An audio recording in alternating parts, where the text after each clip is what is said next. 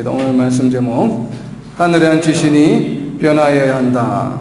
오늘 말씀의 제목이 하늘에 앉히시니 우리는 변화해야 한다 라고 하는 제목입니다. 우리가 변화해야 한다고 하는 것은 조금 더 우리의 자의적인 의지가 있는 것처럼 뉘앙스가 있어서 좀 오해의 소지가 있는데, 어찌되었든 우리의 삶이 변화해야 된다는 그런 의미입니다. 하늘에 앉히시니 우리는 왜 변화해야만 하는지, 우리의 삶이 왜 변화해야만 하는지가 오늘 말씀의 주제입니다. 허물과 죄로 가득 찬 우리를 긍휼히 풍성하신 하나님께서는 우리를 버리지 않으시고 우리가 하나님께로 돌아올 때까지 오래 참으시며 인내하시며 기다려 주셨습니다. 이것이 하나님의 한없는 사랑이죠. 바로 지난주에 살펴본 긍휼이 풍성하신 하나님, 바로 큰 사랑을 베푸시는 하나님이십니다. 바로 이러한 하나님의 사랑으로 허물로 죽은 우리를 그리스도와 함께 살리셨다라고 오늘 본문 에베소서 2장 5절 말씀에서 설명하고 있습니다. 이 허물로 죽은 우리를 그리스도와 함께 살리셨다라고 하는 것은, 허물로 죽은 우리는 바로 세상의 풍조를 따르고 사탄의 권세 아래 놓이며 육체의 욕심을 따르며 산 허물과 죄로 인하여 우리는 영적으로 죽은 상태에 있었다라는 것을 의미하죠.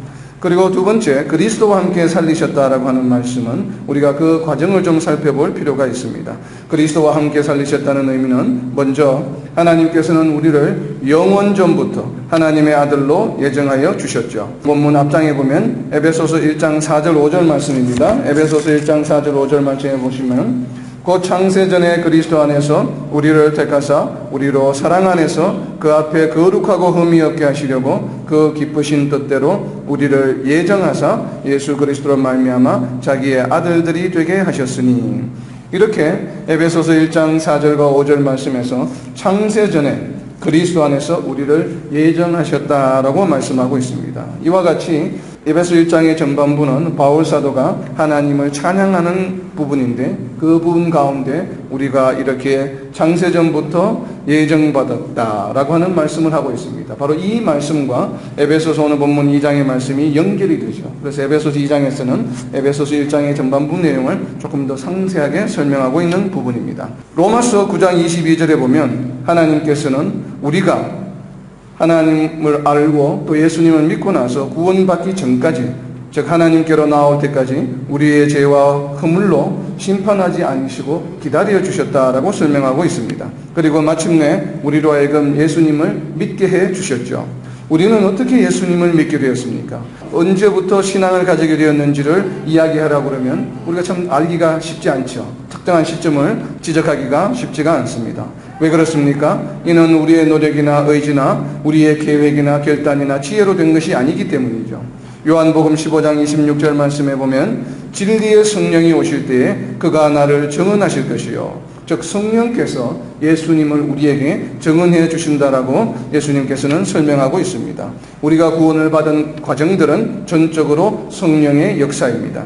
성령께서 그렇다면 어떻게 우리로 하여금 예수님을 믿게 해주신 것일까요? 성령께서는 어떻게 우리로 하여금 예수님을 믿게 해주셨는지 그 과정을 한번 살펴보도록 하겠습니다. 누가복음 24장 45절 말씀에 보면, 이에 그들의 마음을 열어 성경을 깨닫게 하시고, 성령께서 우리의 마음을 열어서 하나님의 말씀, 즉 성령께서 이 땅에 오셔서 예수님을 증언하시는 그 말씀을 우리의 마음을 열어서 깨닫게 해주셨다라고 말씀하고 있습니다. 어떻게 깨닫게 해주셨습니까? 우리에게 말씀을 가르쳐 주시고 또 우리로 하여금 생각나게 해주시는 것이죠. 요한복음 14장 26절에 보면, 성령 그가 너희에게 모든 것을 가르치시고 모든 것을 생각나게 하리라 라고 말씀하고 있습니다. 이렇게 성령께서 이 땅에 오셔서 우리에게 예수님을 증언해 주시고 우리의 마음 문을 열어서 그 말씀을 듣고 또 이해하게 하시고, 그 말씀이 무슨 뜻인지 성령께서 우리에게 가르쳐 주시고, 우리가 그 말씀을 알고 난 다음에는 시시때때로 우리로 하여금 그 말씀을 생각나게 해주신다라고 하시는 것입니다. 이렇게 전적으로 우리는 성령의 인도하심으로 예수님을 믿게 되었기 때문에 오늘 본문 에베소서 2장 5절에서도 보면 우리는 은혜로 구원을 받은 것이다 라고 바울 사도는 선언하고 있습니다. 바로 여기서 은혜는 성령 사역을 말하는 것이겠죠. 5절 이후에 보면 이렇게 우리는 성령의 역사로 은혜로 구원을 받았는데, 2장 6절에 보면 우리를 하늘에 앉히셨다라고 표현하고 있습니다. 그래서 우리가 이 하늘에 앉히셨다고 하는 표현을 이해하기 위해서는 우리의 정체성에 대한 이해가 먼저 필요합니다. 예수님의 죽으심과 부활하심을 이렇게 우리가 성령을 통해 믿음으로 우리는 예수님과 함께 영적 죽음에서 벗어나 새롭게 영적 존재로 거듭났습니다. 골로새서 3장 3절에 보면 너희가 죽었고 너희 생명이 그리스도와 함께 하나님 안에 감추어졌습니다. 이렇게 그리스도와 함께 다시 살아났다는 것은 무엇을 의미합니까? 영적으로 죽었던 상태에서 단순히 영적 존재로 산 것만을 의미하는 것이 아니라 이 의미에는 우리 자신의 또 다른 부분은 죽게 된다라고 하는 의미가 포함되어 있습니다. 많은 성도들이 영적인 삶을 살게 된 것에만 초점이 맞추어진 경향이 있습니다. 우리가 예수님을 믿음으로 구원을 받고 새로운 존재가 되었다라고 하는 것은 우리 모두가 너무나도 잘 알고 있습니다. 그래서 우리가 늘 기뻐하죠. 이제는 이 영생을 얻은 존재가 되었다. 그래서 우리가 너무나 이 포커스가 영생의 한쪽에만 포커스가 맞춰져 있습니다. 우리가 분명히 영생을 얻은 존재인 것은 맞지만 그러나 그와 더불어서 또 다른 한 측면은 무엇인가 하면 우리는 반드시 죽어야만 하는 것이 있습니다. 그래야 진정으로 새롭게 거듭난 것이 되는 것이죠. 즉 죽었던 내가, 우리가 허물과 죄로 죽었던 내가 다시 죽고 또 다시 사는 것입니다. 우리가 예수님을 믿기 전과 믿은 후에는 바로 그 죽음의 대상이 바뀌는 것이죠.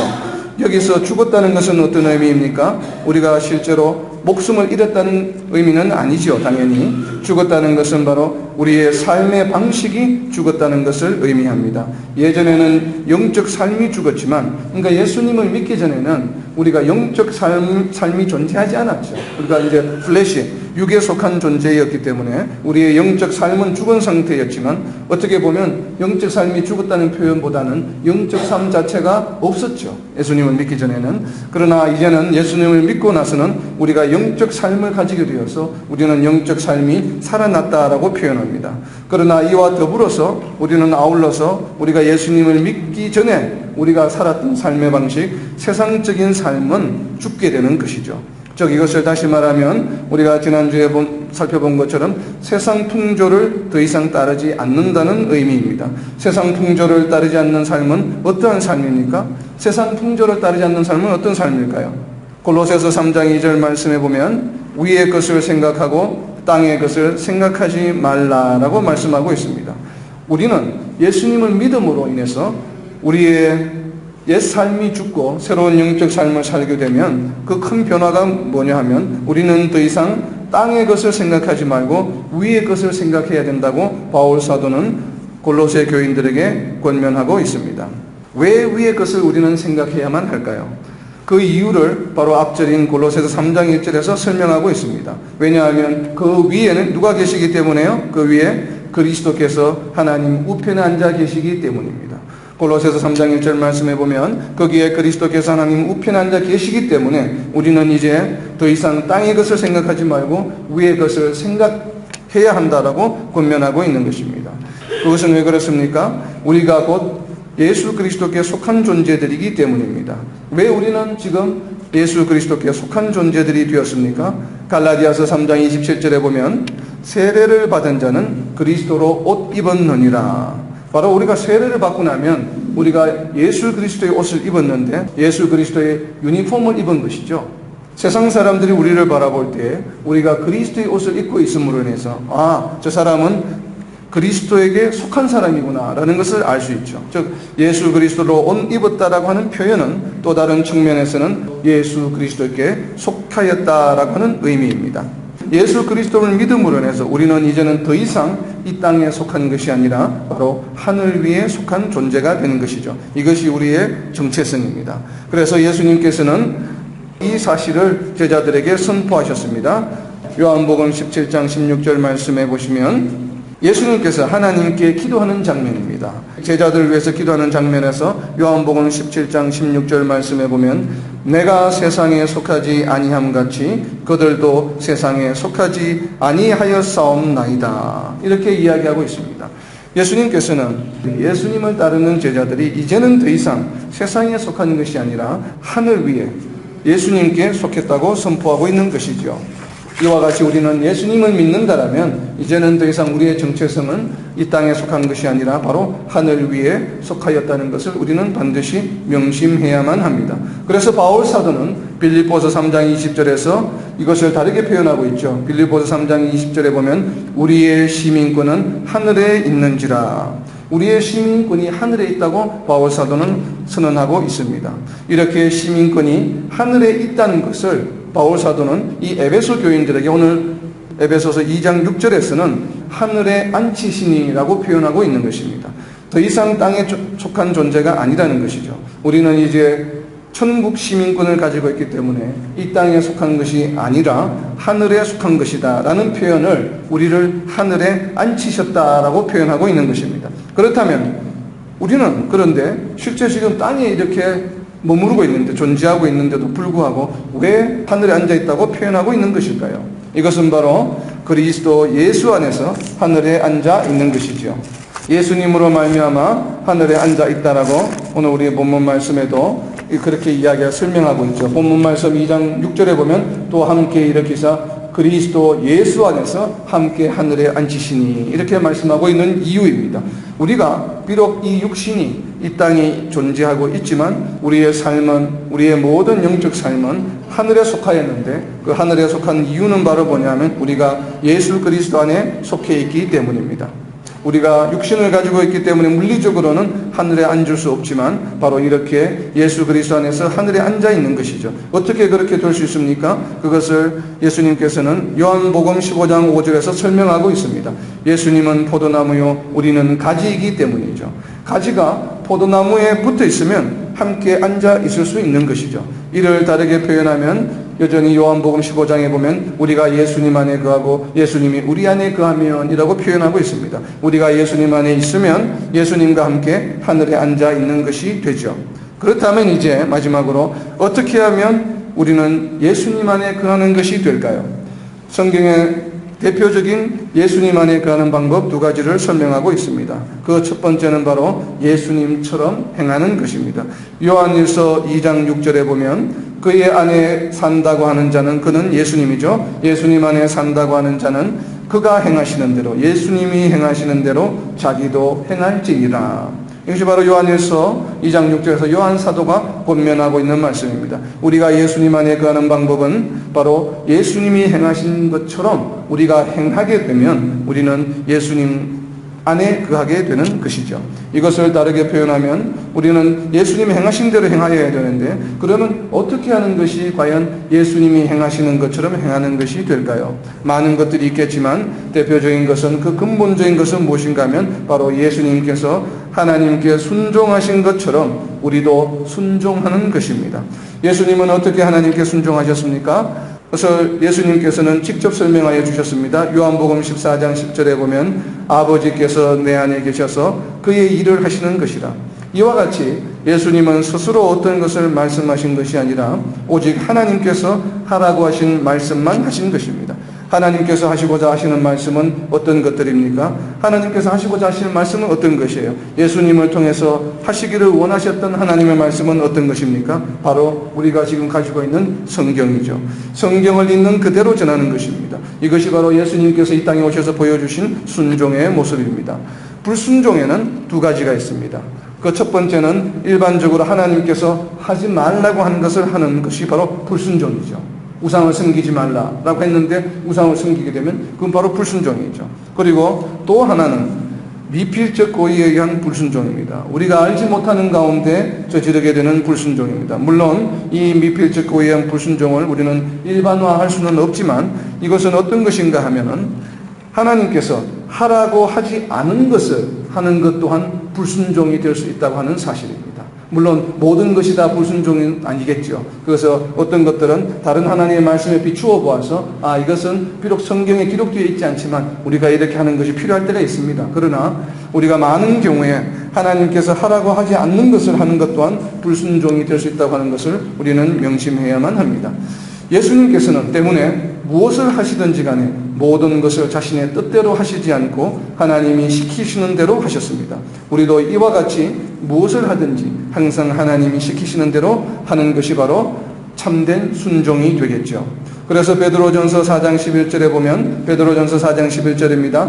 누가 말하려면 하나님의 말씀을 하는 것 같이 하고, 우리가 하나님 말씀을 전하거나 뭔가 신앙의 어떤 그런 원리들을 나눌 때에 우리 자신의 의견이나 생각을 말하는 것이 아니라 하나님께서 하시고자 원하시는 말을 하는 것처럼 말씀을 나누어야만 합니다. 바로 그 말씀을 하고 있는 것이죠. 누가 말하려면 하나님의 말씀을 하는 것 같이 하고, 자신의 생각이나 자신의 철학이나 자신의 인생관을 말하는 것이 아니라 하나님께서 하시기를 원하시는 말씀이 무엇인지, 그것이 바로 다 성경에 기록되어 있죠. 그래서 이 기록된 성경의 말씀을 가지고 나누는 것이 바로 올바른 순종이 됩니다. 그리고 또 베드로전서 4장 11절 후반부에 이어서 이제는 말씀이 아니라 너희가 육신의 일로 무언가를 행할 때에 누가 봉사하려면 하나님이 공급하시는 힘으로 하는 것 같이 하라라고 베드로 사도는 권면하고 있습니다. 우리가 교회에서, 사역지에서, 학교에서, 또 직장에서 우리가 무언가